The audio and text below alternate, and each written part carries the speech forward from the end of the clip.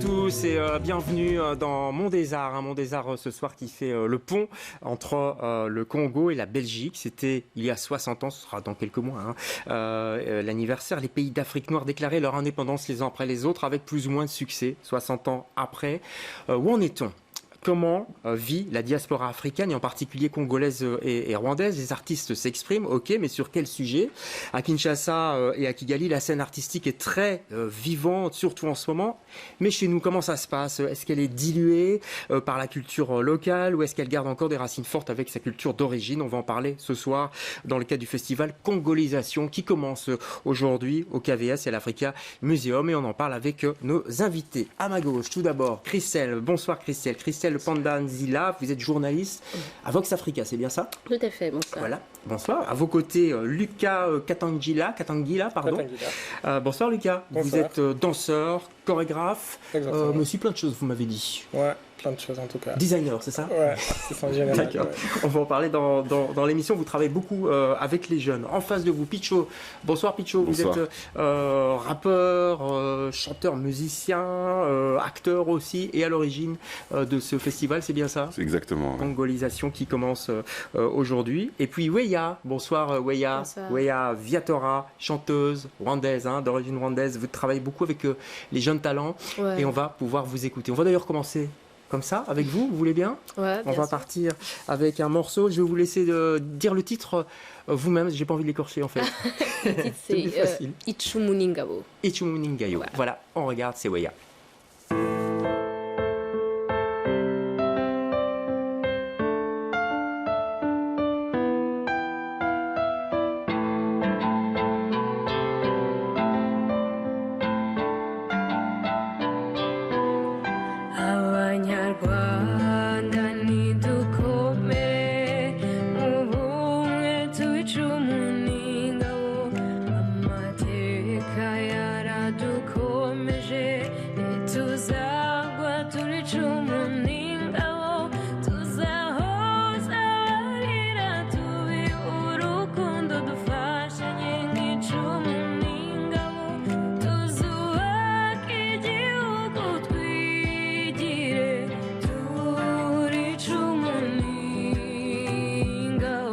Ndakuramutsa Rwanda ngobyi y'abanyarwanda amahoro ava kuri rurema sabe mu bawe mama Rwanda komera ku muheto nyabuna ikiza kirakuranga iteka amateka yahita gusa isomo yasize ntiryasibangana wize yuko ikiza ikibi kitagisimbura wize ko ikigutanya kitagasumbya ikiguhuza umwanzi yava imahanga gusa abawe bunze ubumwe ntiyabona aho amenera urubyiruko nizo mbaraga z'ubutunzi rukoresha ibyubaka shyira hamwe mbese tahiriza umugozi umwe ibigoye biza kubera urutindo rukwambutsa imbere komera ushikame icumu n'abana bawe ingabo n'amateka yawe ibyabaye ntibizasubire abanyarwanda nidukomere ubumwe tubicumu n'ingabo amateka yaradukomeje ntituzagwa turicumu n'ingabo tuzahoza abarira tubi urukundo dufashanye nk'icumu n'ingabo tuzubaka igihugu twigire turicumu n'ingabo. Voilà, Weya, on était à Kigali, là, au Rwanda avec ce clip. Ça parle de quoi, cette histoire? C'est l'histoire des jeunes rwandais, donc ils sont nés après le génocide. Oui. Donc c'est quoi notre devoir et tout ça. Donc on dit on est l'épée et le bouclier. Donc il y a notre histoire qui nous protège, mais aussi on est la force de ce pays. Donc on doit travailler pour le développer et tout ça. Donc, les jeunes à Kigali que vous côtoyez beaucoup, ils regardent leur histoire en face? On en parle à l'école, etc. Ouais, on en parle à l'école, mais même entre nous, donc on fait des échanges, donc on connaît tout ce qui s'est passé, mais qu'est-ce que doit-on apprendre de ça? Oui. Donc, pour que ça recommence plus, c'est ça? Oui, pour que ça recommence plus. Donc, on doit éviter ça, on doit faire ça, on doit être unis. Donc, ça parle de l'union et de de tout ce qu'on peut faire en tant que génération post-génocide pour développer notre pays. Voilà. On parle de l'histoire aussi, Christelle Pandanzila. Vous êtes journaliste à Vox Africa. Hein. Là, on parle au Congo, à Kinshasa, par exemple, dans les écoles, on parle de l'histoire de la colonisation, mais aussi d'histoire du Congo et du Zaïre avant, facilement. Facilement, en fait ça dépend. On parle de l'histoire de la colonisation, de l'histoire du lien entre la Belgique et le Congo. Ouais. On parle très peu de l'histoire du Congo dans son Afrique. Et ça c'est un manque qui se ressent et dans les relations, donc en tout un chacun, mais aussi dans les relations politiques, dans les relations commerciales. Il y a une grosse lacune dans la connaissance de l'histoire précoloniale. Et pourquoi on n'en parle pas, à votre avis? Qu'est-ce qui se passe? D'une forme de censure? Pas une forme de censure, mais c'est vrai que l'éducation est quand même assez basée sur le système éducatif belge. Et donc, par rapport à l'histoire, par rapport à la géographie... C'est comme si l'histoire, c'est incroyable, c'est comme si l'histoire du Congo commençait avec la colonisation. À peu près. C'est le point de vue belge, en fait. C'est saisissant, ça, Kicho. Non, parce qu'on pourrait se dire, voilà, en Belgique, on sait bien qu'il y a un déficit vraiment dans les livres d'histoire par rapport à l'histoire du Congo, la vraie histoire aussi de la colonisation. Mais là, c'est encore autre chose c'est le même rapport avec tous ces gens qui prétendent que la question de la colonisation a été quelque chose de positif, en tout cas pour le continent africain, et qu'on a apporté l'éducation, qu'on a apporté la connaissance. La civilisation. Mais là, la civilisation, mais là, ça pose la question de quelle connaissance, de quelle éducation. Les langues, l'histoire, on apprend l'histoire, mais pas forcément la nôtre. On apprend l'histoire belge, parce que tout le système était de faire en sorte qu'on ressemble, en tout cas, aux Belges. En fait. À l'école au Congo, aujourd'hui, on apprend par exemple l'histoire de la Belgique, etc. Dans les grandes lignes, oui, on en apprend plus que sur l'histoire vraiment du Congo, et je dis bien du Congo aussi dans sa place dans l'Afrique, et donc de toute sa grandeur aussi, et ça biaise toutes les relations. Oui. Ouais.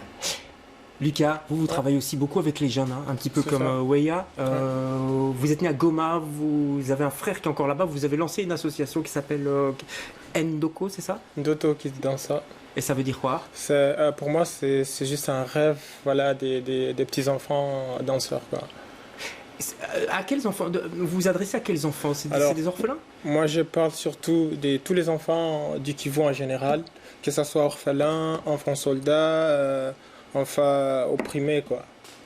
Ça représente beaucoup de population, tout ça? Ouais, vraiment, ça représente beaucoup de population, et le problème, c'est que moi, j'ai eu l'idée de faire ce projet, parce que je voyais qu'il y a vraiment beaucoup de droits de l'enfant du Kivu qui sont bafoués par les guerres, voilà, par les enlèvements, par plein de choses.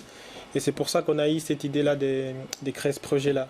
Voilà, nous, on rêvait qu'il y ait la paix, mais on l'a pas. Jusqu'à maintenant, on l'a pas.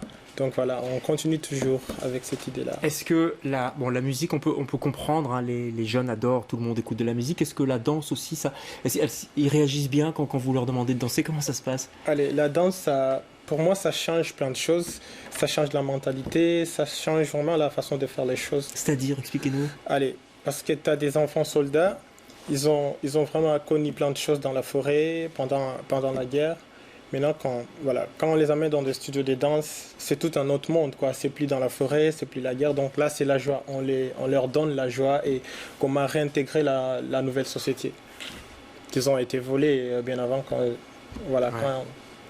La culture, ça émancipe, Picho, évidemment. Oui, évidemment. Et pas c'est même au-delà d'une émancipation, là. Oui, mais pas que. Pour moi, c'est quelque chose qui fait partie d'un tout, en fait. Et que souvent, malheureusement, au pays, au Congo, c'est quelque chose que certains politiciens, même beaucoup, je pense, mettent de côté. Et je pense que ça peut énormément participer à relever toute une génération oubliée, tous ces enfants chégués, ces enfants des rues, ces enfants abandonnés, enfants soldats. Et je pense que oui, la culture est une force. Et moi, c'est une des armes qui m'a permis de faire énormément de choses, et même de rencontrer beaucoup de gens dans ma vie. Ouais. Pareil au Rwanda, j'imagine, pour les enfants avec qui vous travaillez, Weya. J'ai un projet avec un ami à moi qui s'appelle Jules César. On travaille avec des enfants orphelins aussi, mais aussi il y a des pauvres. Mais donc le projet c'était que il y a beaucoup des organisations, des ONG qui travaillent avec des enfants, mais il peut les apporter tout, mais il n'y a pas des systèmes de l'art, quoi. Donc, Des systèmes de quoi? Ah oui, artistique, ouais. Ouais, artistique.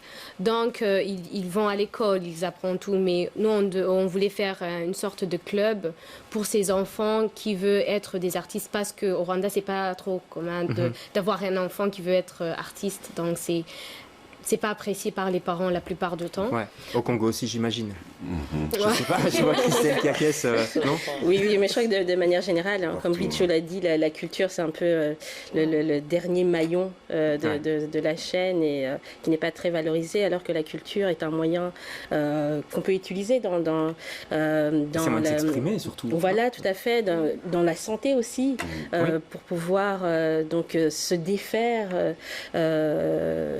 se défaire de paradigmes aussi. Donc la culture est extrêmement importante et il est temps aujourd'hui que nos gouvernements leur laissent, enfin en tout cas laissent à la culture une grande place. Mais il est vrai aussi qu'on a tellement de défis qui sont urgents, au Congo en particulier, qu'on va nous dire, mais voilà, il y a l'éducation, il y a la sécurité, il y a la santé et la culture dans tout ça. Mais la culture pourrait être transversale en fait. Oui, c'est ça, c'est peut-être pas quelque chose à apporter en plus des autres, c'est quelque chose à mettre partout. Exactement. Ouais. Et puis qu'est-ce que c'est beau aussi quand on vous voit danser, Lucas. On va passer un petit extrait là. Je sais pas ce que c'est comme morceau. Vous allez nous le dire après. Ouais. Mais c'est quelque chose d'assez magnifique ce que vous faites. On regarde, Lucas.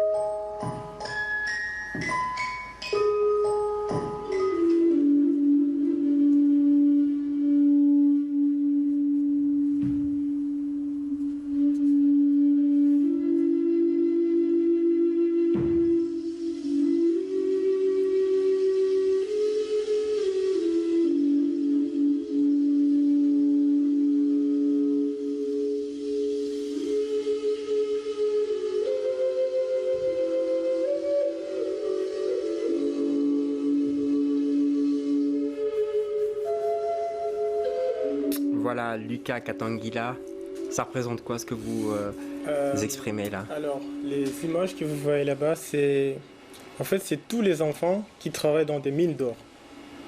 Alors, aujourd'hui, on a iPhone 11, on a MacBook Pro et bientôt iPhone 12. Il y a aussi la voiture électrique. Ouais. Mais tous ces enfants qui travaillent pour ça sont oubliés dans des mines d'or et qui travaillent comme des machines. Et voilà, je dirais que la politique les force et les pousse à travailler très dur, pas pour leurs intérêts, mais pour l'intérêt des politiciens. L'intérêt des politiciens, l'intérêt économique mondial aussi. Exactement. Et c'est vrai que c'est assez révoltant. La danse, on peut exprimer une colère là-dessus. Moi, ce que je voulais savoir, c'est que vous vivez à Bruxelles. Votre frère qui s'occupe des jeunes là-bas pour l'instant, vous avez lancé cette association. Pourquoi c'est si important de rester en lien avec sa culture d'origine, Picho, aujourd'hui, quand on est dans la diaspora? Je sais pas si on se pose cette question de l'importance ou si on la pose vit. Pas, ouais. On la vit tout simplement. Je pense que première, deuxième, troisième génération, on a des oncles, des tantes, des cousins qui sont encore au pays et qu'on aime bien. Je pense qu'on est tous finalement des ponts. On fait des allers-retours, on amène les connaissances ici, on va récupérer là-bas, on partage, on est dans un rapport de partage. Et je pense que c'est ça qui est plus intéressant que de finalement choisir un camp et dire voilà, maintenant je suis en Belgique et le reste, je m'en fous. Et vous n'avez jamais pensé ça? Vous êtes arrivé en Belgique à l'âge de 6 ans, vous. 6 ans, oui. Donc vous étiez tout petit garçon. Vous vous êtes jamais dit, moi, le Congo, c'est... Non, jamais. Il y a toujours quelque chose de... Je sais pas, c'est lié, c'est quelque chose de... J'ai l'impression que c'est plutôt instinctif.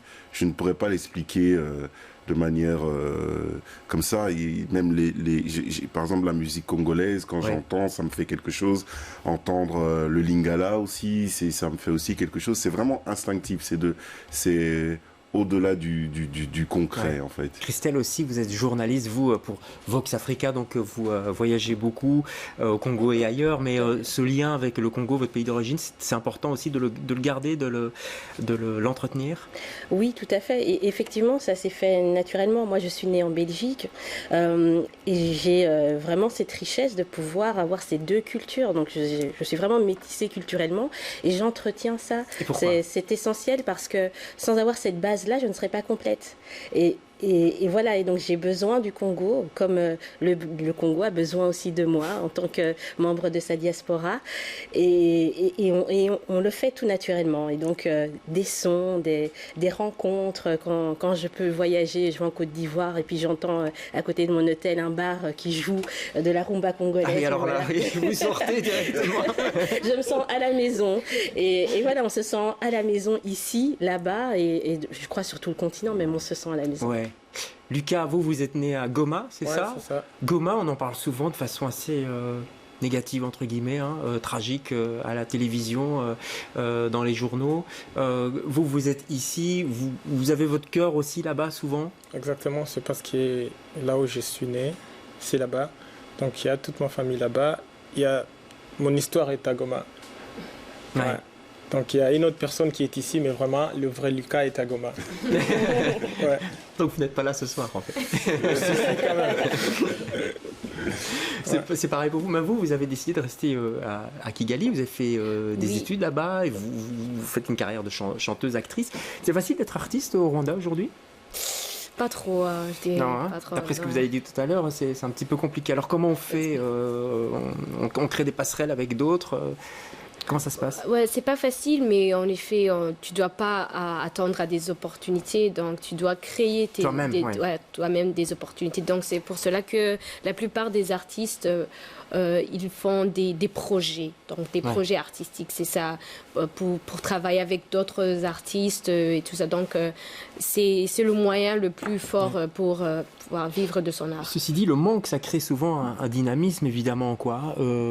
À Kinshasa, par exemple, il n'y a pas de salle d'exposition, il n'y a pas vraiment de galerie, etc. Mais il y a plein d'artistes plasticiens qui exposent dans la rue, il y a des chanteurs qui jouent. Enfin, vous voyez, il y a une vie artistique extrêmement foisonnante, alors que les moyens ne sont pas là, c'est dingue. Mais justement aussi, bon, c'est vrai qu'on adorerait avoir des espaces extraordinaires, des résidences à non plus finir, mais c'est ça aussi la beauté, on appelle aussi l'article 15 chez nous, c'est qu'on se débrouille et ça permet de pouvoir faire foisonner les idées, de sortir des concepts qu'on n'aurait pas vus ailleurs, et donc ça permet à cette imagination d'être bouillonnante et voilà, et c'est comme ça qu'on a un grand vivier d'artistes au Congo.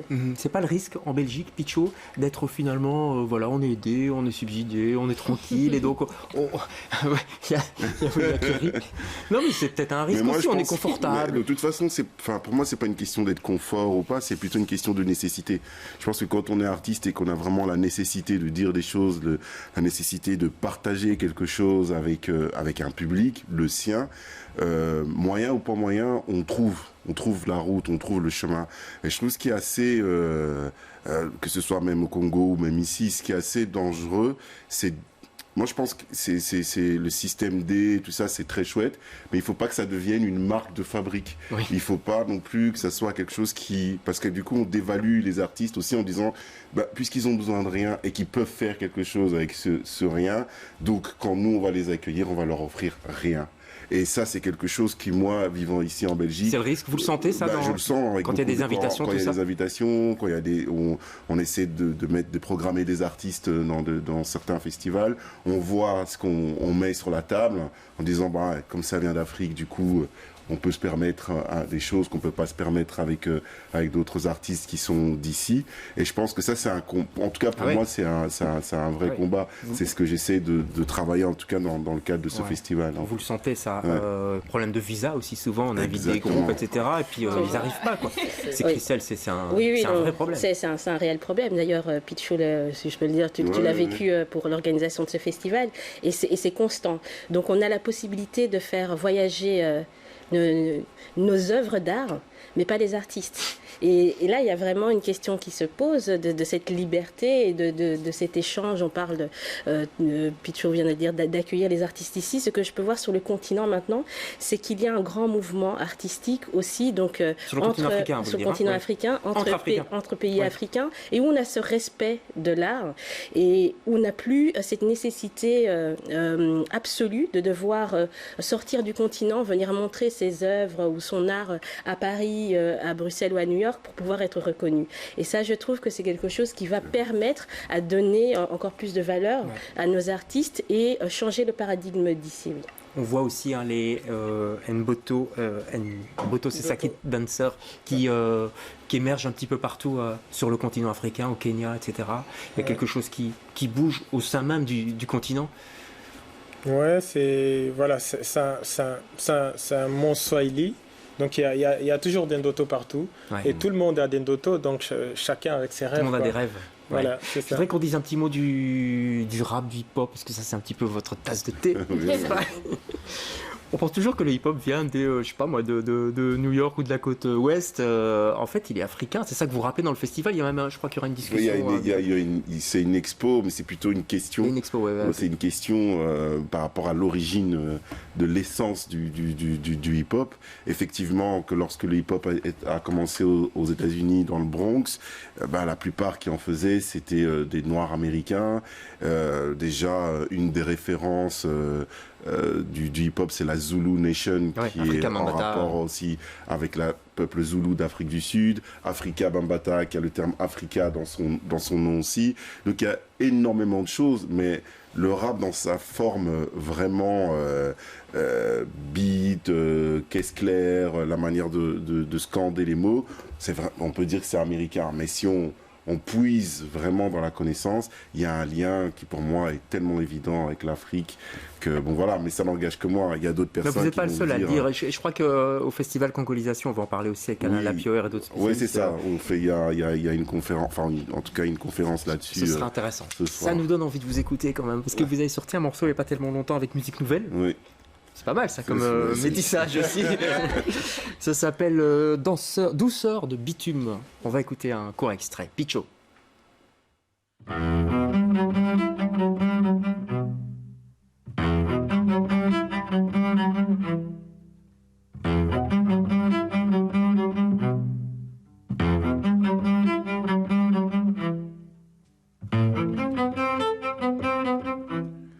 Douceur de bitume, au goût amer de l'amertume. Même averti, on s'évertue à vivre entre thunes, vices et vertus. On trône sur des vestiges, toujours ce drôle de vertige, l'ivresse du prestige, douceur de bitume.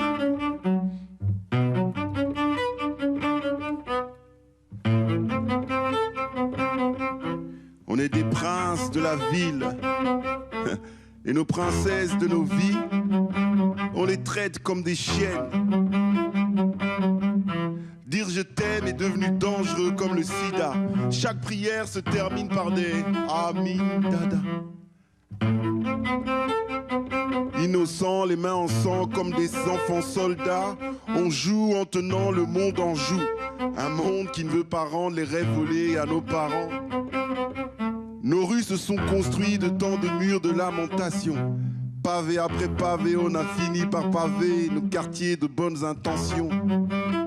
Couleur gris béton. D'où leur rire fait-on à coups de canon le début ou le déluge, c'est selon. Voilà, Picho avec toutes des questions effectivement parfois compliquées.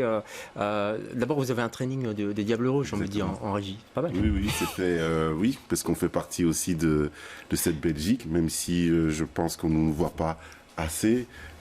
Du coup, pour moi, c'était une manière vraiment de montrer que voilà, on est à la fois ici et à la fois là-bas. Pourquoi on ne vous voit pas assez après toutes ces années ?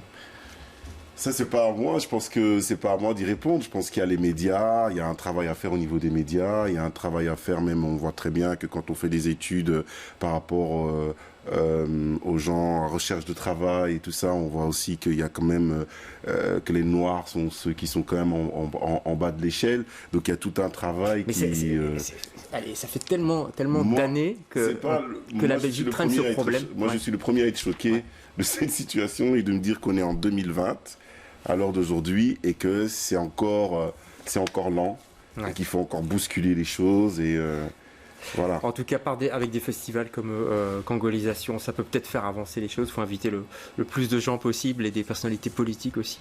Je rappelle que ce festival a lieu à partir de ce soir jusqu'au 19 janvier dans plusieurs lieux, à l'Africa Museum et aussi au KVS. Il y a des débats, il y a des concerts. On pourra vous voir, Weya, et d'autres artistes sénégalais, parce que vous êtes internationalisé cette année. C'est la 5e édition déjà. Merci à tous les cas d'avoir participé à cette émission. Merci beaucoup.